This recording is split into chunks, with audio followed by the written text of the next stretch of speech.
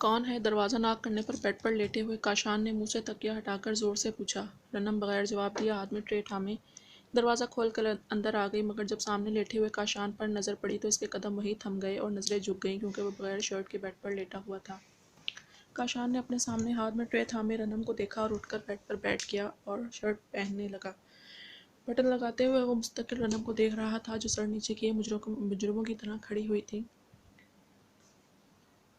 क्या सुबह तक ऐसे ही खड़े रहने का इरादा है? शर्ट पहनने के बाद वो रनम को देखकर पूछने लगा। काशान की आवाज़ पर रनम ने अपना सर उठाया और वो इसी का गहरी निगाहों से जायज़ा लेने में मसरूफ़ था। रनम छोटे छोटे कदम उठाती बेड तक आई। आपने खाना नहीं खाया, इसलिए सैंडविच लेकर आई हूँ, खा लीजिएगा।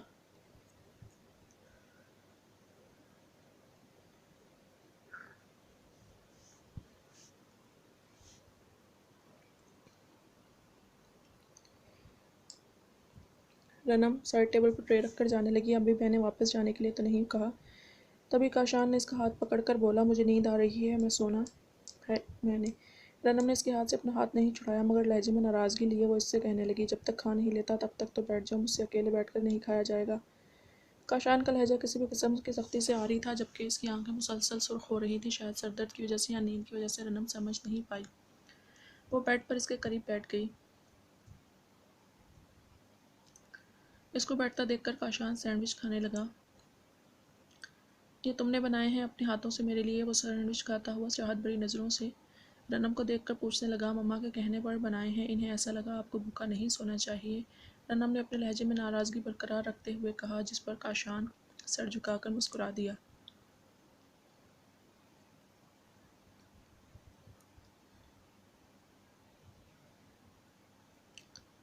नाराज़ हो? प्लेट साइड में रखकर वो दोबारा रनम का हाथ थामकर इसकी आंखों में झांकता हुआ पूछने लगा, आपको क्या फ़र्क पड़ता है मेरी नाराज़गी से? अभी गुस्सा करके ज़ोर ज़बरदस्ती से मना लेंगे आप? रनम ने शुबा नज़रों से उसे देखते हुए कहा, एक तुम्हीं से तो फ़र्क पड़ने लगा है। गुस्सा ज़बरदस्ती करके क्यों मनाऊंगा भला? कुछ काम प्यार से मोहब्बत से भी किए जाते हैं, इनमें ज़ोर ज़बरदस्ती थोड़ी चलती है। काशान ने बोलते हुए अचानक अपना सर रनम की गोद में रखा। काशान, रनम यूं अचानक आने वाली अफ्ताब पर एकदम भौंकला गई। क्या मसला है अब? काशान तेवरी पर बल चढ़ाकर बोला। प्लीज़, रनम ने बेबस होकर बोला तो काशान ने बेड पर पड़ा हुआ तकिया उठाकर इसके गोद में रखा और दोबारा अपना सर इस पर रख लिया। तुम्हारी गोद में सर नहीं रखा हुआ है, अब तो ठीक है ना? या अभी भी मम्मा के पास जाना है?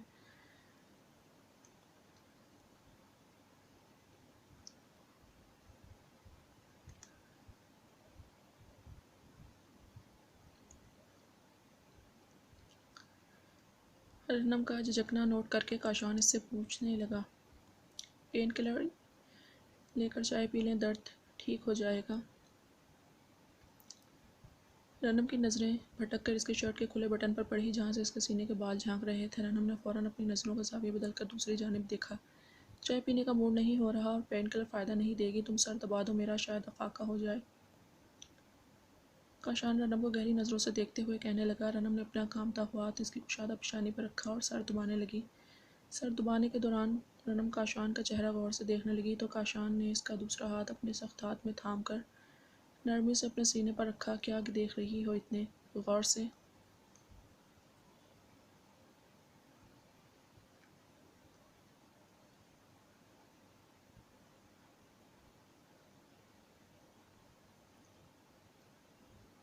वो रनम का देखना नोट करके इसको देखते हुए पूछने लगा, देख नहीं रही?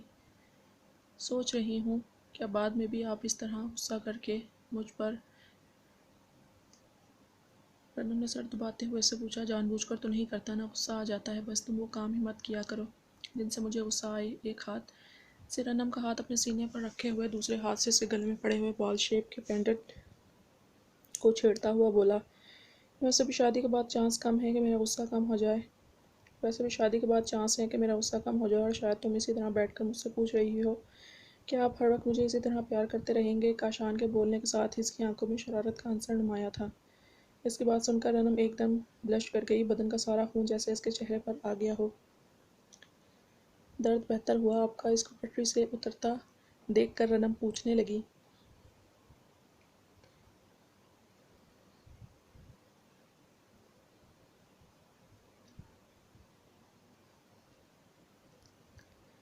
نہیں اچھا لگ رہا ہے تمہارا اس طرح سر دبانا اور دباؤ، بلکہ یہ تصور کرو کہ سر نہیں میرا گلا ہے، ان نازک ہاتھوں میں خود بخود تیزی اور سختی آ جائے گی۔ کشان نے بولنے کے ساتھ ہی چہرے پر آنے والی ہنسی چھپائی تو رنم نے اس کو گھور کر دیکھا۔ آپ ایسا سوچتا ہے میرے بارے میں کہ میں آپ کا گلا دبانے کا تصور کرتی ہوں؟ رنم نے دوبارہ ناراض ہوتے ہوئے اس سے پوچھا۔ کاشان نے دوبارہ اس کے گلے میں پڑے پینڈنٹ کو اپنی طرف کھینچا، جس سے رنم کا ہلکا سا سر جھکا۔ پھر آج بتا ہی دو کیا سوچتی ہو میرے بارے میں، شاید سر کا درد خود ہی بھاگ جائے۔ لو دیتی آنکھوں سے دیکھ کر وہ رنم سے پوچھنے لگا۔ اس کی بات سن کر رنم اپنی نظریں جھکا گئی۔ کاشان مما کو دیکھ کر آتی ہوں، رنم اس کی نظروں سے گھبرا کر بولی۔ کیا شادی کے بعد بھی جب میں رومانٹک ہوا کروں گا تمہیں ایسے ہی آنٹی کی یاد آیا کرے گی؟ کاشان نے جتنی سنجیدگی سے اس سے پوچھا تھا اتنا سنجیدہ وہ ہرگز نہیں لگ رہا تھا۔ آپ اس وقت ایسی باتیں مت کریں پلیز۔ رنم کو نروس ہوتا دیکھ کر مزید اسے تنگ کرنے کا ارادہ ملتوی کیے وہ آنکھیں بند کر کے لیٹ گیا۔ 20 منٹ بعد رنم کو احساس ہوا وہ سو چکا ہے، تب رنم اس کا سر تکیے پر رکھ کر کمرے کی لائٹ آف کر کے باہر چلی گئی۔ سبحان نے آج 3 دن کے بعد پولیس اسٹیشن آیا تھا۔ بہروز کی بیماری کو لے کر اس نے ساری چیزوں کو ہی ایک طرف رکھ دیا تھا۔ آج وہ صبح سے ہی سیرت کو کال ملا رہا تھا، مگر اس کا نمبر مسلسل بند جا رہا تھا۔ کیا مصیبت ہے؟ اس نے جھنجھلا کر فون رکھا، ہاتھ میں پہنی گھڑی میں ٹائم دیکھا تو 6 بج رہے تھے۔ گاڑی کی چابی اور سیل فون اٹھا کر سیرت کے پاس فلیٹ میں پہنچا۔ اس کا ارادہ تھا وہ ناصر کو ہاسپٹل میں شفٹ کرا کر سیرت کو اپنے ساتھ اپنے گھر لے آئے گا، کیونکہ بہروز سے وعدہ کر چکا تھا اور اس کے بعد ٹال نہیں سکتا تھا۔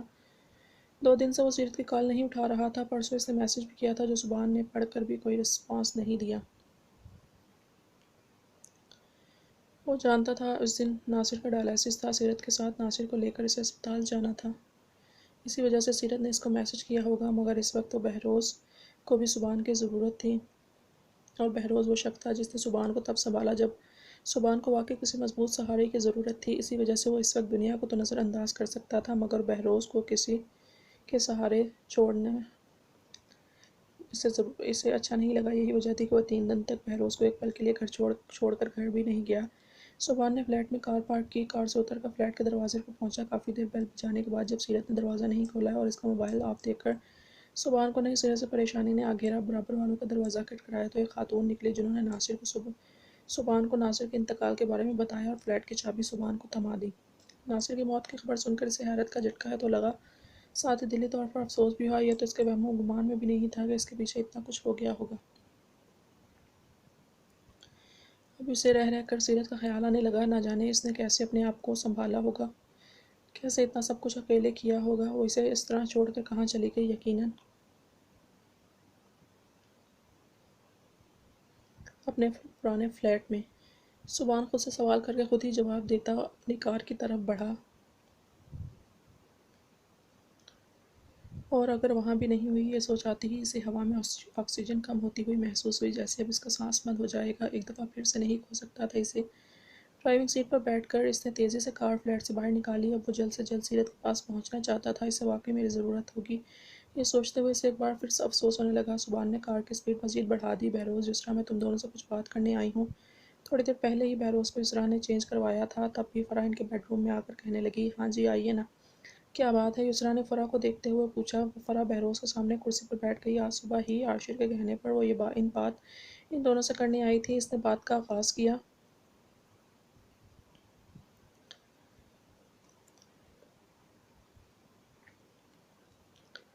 ویسے تو نہ ہی یہ وقت ہے نہ ہی موقع، پلیز تم دونوں میری بات کو غلط معنوں میں مت لینا، میں رنم کو اپنے عاشق کے لیے مانگنا چاہتی ہوں۔ فرح کی بات پر یسریٰ نے بہروز کو دیکھا، جبکہ بہروز فرح کے آگے بولنے کا انتظار کرنے لگا۔ دیکھو، زندگی اور موت کا کبھی بھی کسی کا بھی بھروسہ نہیں ہوتا۔ معلوم نہیں آج تمہارے سامنے بیٹھی ہوں، کل کو اس دنیا میں موجود ہوں یا نہ ہوں۔ اب بیٹھے بٹھائے بہروز کے لیے کس نے ایسا سوچا تھا کہ وہ اس طرح بستر سے لگ جائے گا؟ انشاءاللہ اللہ پاک تمہیں جلد صحت یاب کرے۔ سچے دل سے تمہارے لیے دعا گو ہوں۔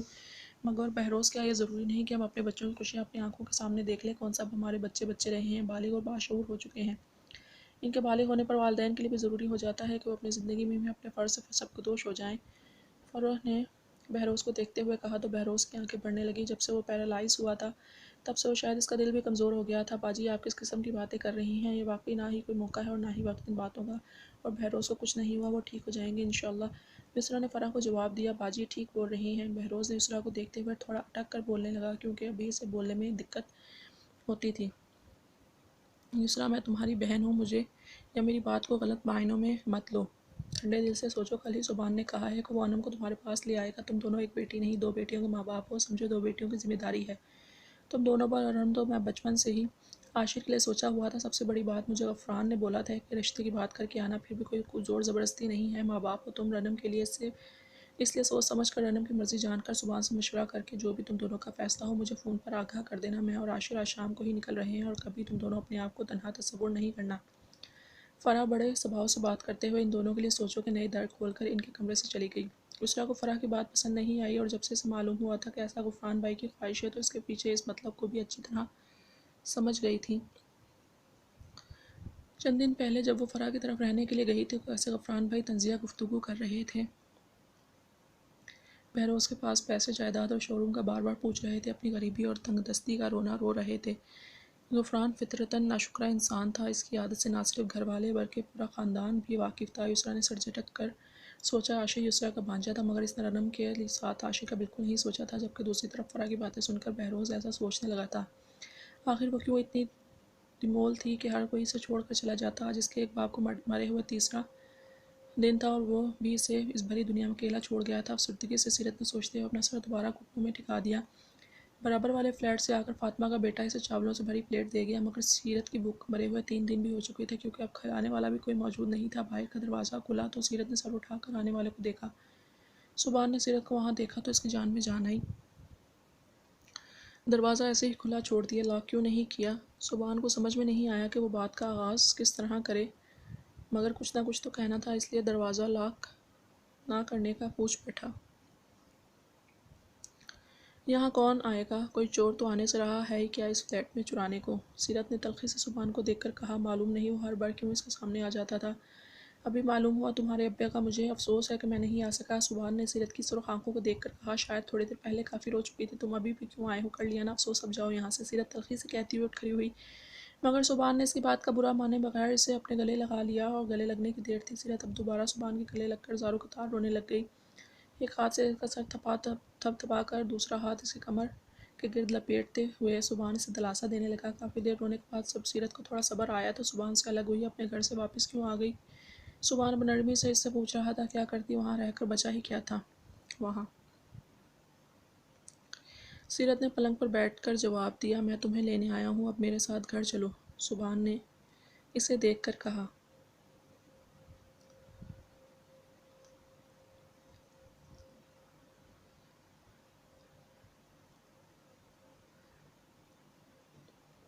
کون سا گھر؟ میرا یہی گھر ہے، میں یہیں رہوں گی، تمہارے ساتھ کہیں نہیں جانے والی میں۔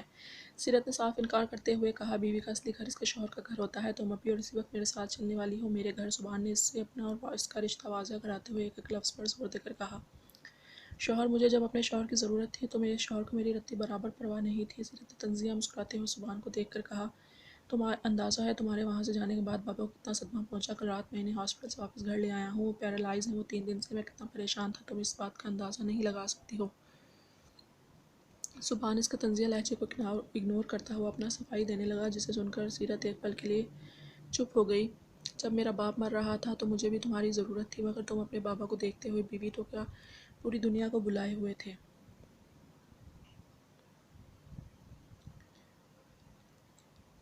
اس نے ایک دفعہ پھر سبحان پر طنز کیا۔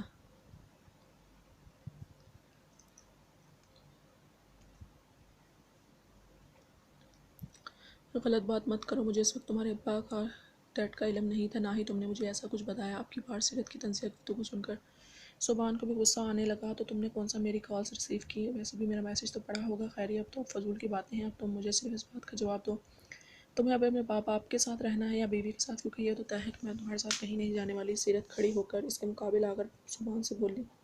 سبحان اسے حیرانی سے دیکھنے لگا، کیا فضول بکواس کر رہی ہو؟ دماغ خراب ہو گیا ہے تمہارا؟ اب اسے سیرت پر غصہ آنے لگا۔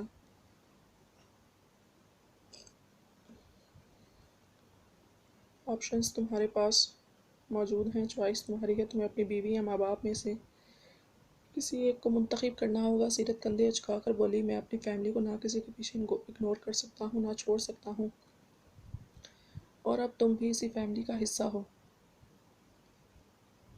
اس لیے یہ بچکانہ اور بے وقوفانہ باتیں مجھ سے نہیں کرو، اور چپ کر کے میرے ساتھ ابھی اور اسی وقت چلو۔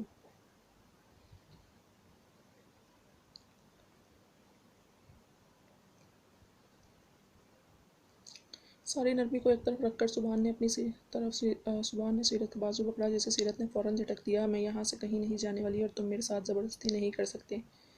سیرت نے بھی سخت لہجے میں کہا۔ سبحان نے غصہ کنٹرول کر کے اپنے لب بھینچے۔ وہ میرے ماں باپ ہیں، نہ میں انہیں چھوڑ سکتا ہوں نہ تمہیں، اور رہی بات زبردستی کی تو بیوی ہو تم میری، حق رکھتا ہوں تم پر، سیدھی شرافت سے میرے ساتھ گھر چلو، مجھے سختی کرنے پر مجبور مت کرنا۔ سبحان اس کو وارن کرتا ہوا اس کا بازو تھامے باہر نکلنے لگا۔ سیرت کا رونا، مزاحمت کرنا، سب کچھ اگنور کرتا ہوا اسے گاڑی میں بٹھا کر سبحان نے گاڑی اسٹارٹ کر دی۔